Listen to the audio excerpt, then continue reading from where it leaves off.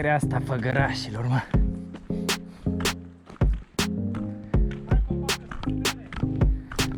Am înțeles că sus acolo e un cioșc cu bere. Mergem.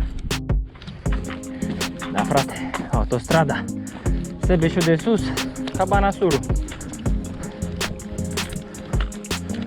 Nu tu blocaje, nu tu nimic.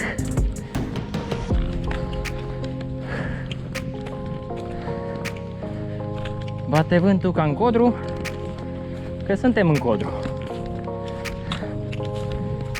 Axiomele lui Hagi.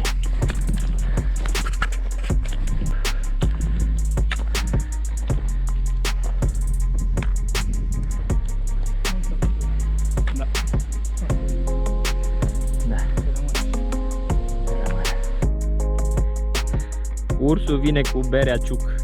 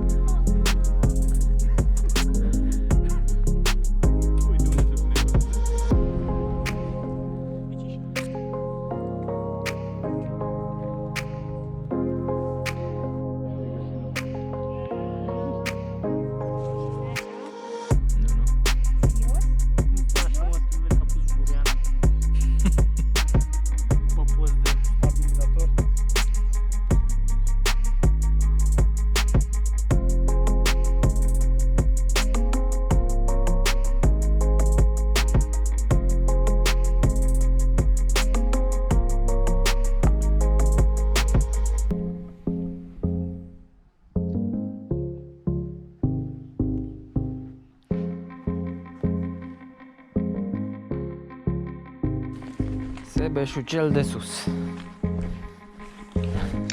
Dacă ți-a ajuns până aici și v-a plăcut această mică prezentare a traseului Sebeșul de sus, Cabana Suru, vă invităm să urmăriți și alte videoclipuri realizate de noi. Nu uitați să ne susțineți prin abonare la canalul nostru CMCX. Vă mulțumim și voie bună împreună!